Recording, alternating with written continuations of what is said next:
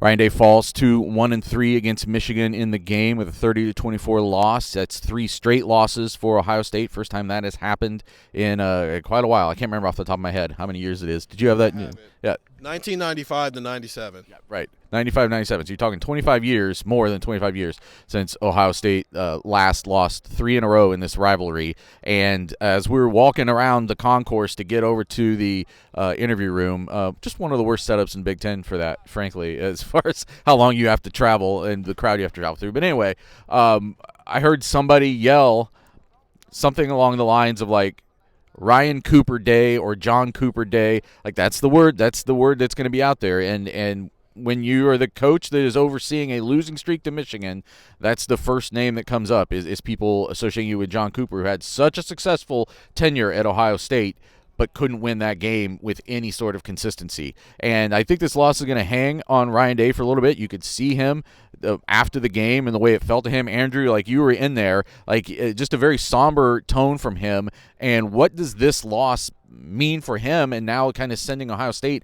into an offseason where they're expecting to lose a lot of talent to the NFL and having to sort of regroup and try to move forward? It means you have to do some soul searching in the next couple of weeks, because think about the last couple of years. Like, Steven has mentioned this, that Ohio State has lost in a couple of different ways now in these last couple of years. And you go into this game with one of the nation's best defenses. I mean, we talked about it. Maybe this is the nation's best defense. And we kind of pointed out, you get to 24 points, you're probably going to win. You get to 27 points, you're almost certainly going to win. And you have a team with Marvin Harrison Jr., who's the best player in the country, and you've got all of this talent offensively, and you can't get the job done.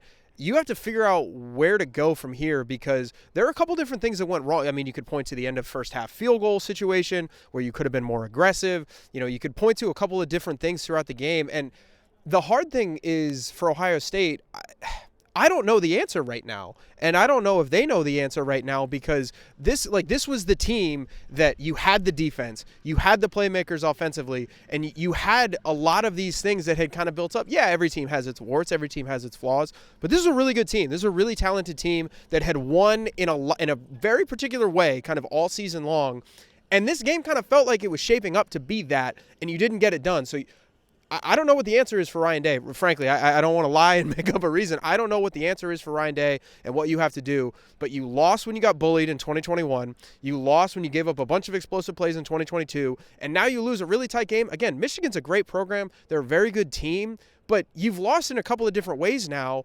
And I just don't know what the fix is at this point when you look at this program, when you look at Michigan's program, because you've lost in a couple of different ways now.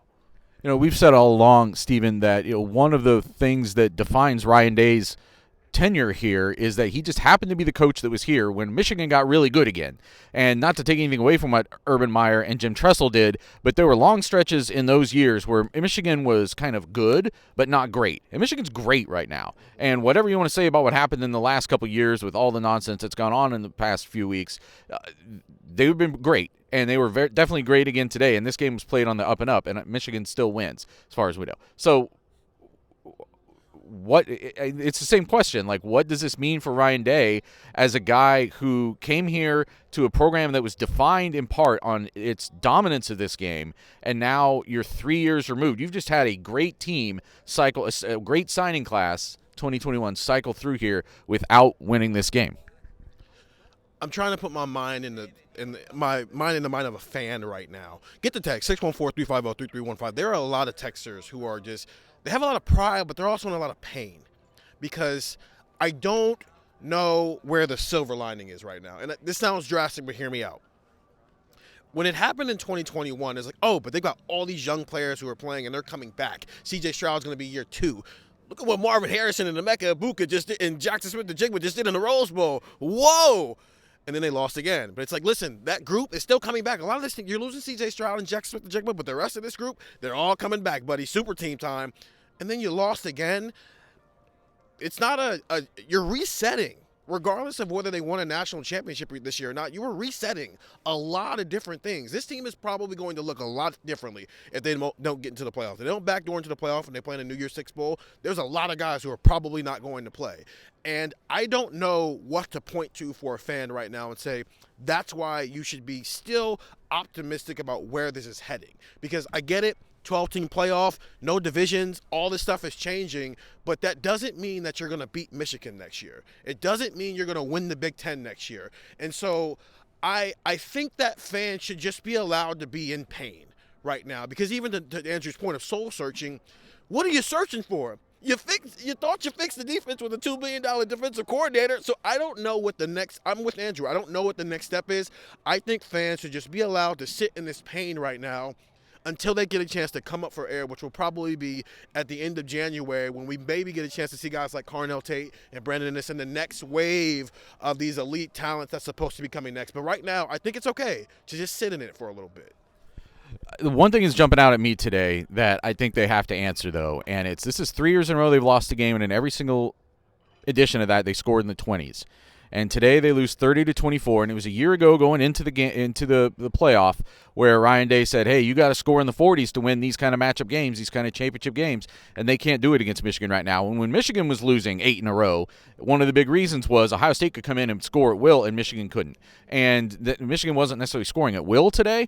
But Ryan Day cannot be comfortable, as much as this defense made a great turnaround and was a foundational piece for this team this year.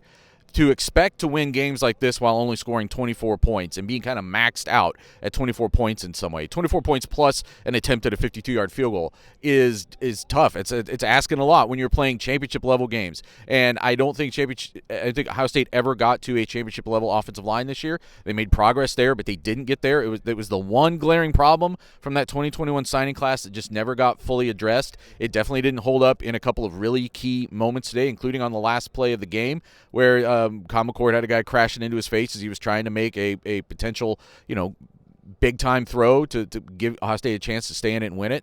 And they're going to have to be active in the portal, but as they found out last year, the portal isn't always a fix at some of the most crucial positions on the field. You are at the mercy of who's out there. And they have to get back at a granular level and take a look at why there have been such significant failures, especially at recruiting that position, because I think that it hurt what this offense was able to accomplish with all of these other playmakers this year. And by the way, this 2024 signing class that they're putting together right now of offensive linemen, not really blowing the doors off. And that could be perpetuating this problem into the future if they don't get it fixed. A lot more talk about that, not just today in our post-game Buckeye talk, but in the coming days and weeks. We're going to have a lot of discussions about what's coming next for Ohio State. And get the text, as Steven said, 614-350-3315, news analysis, everything, every day from cleveland.com.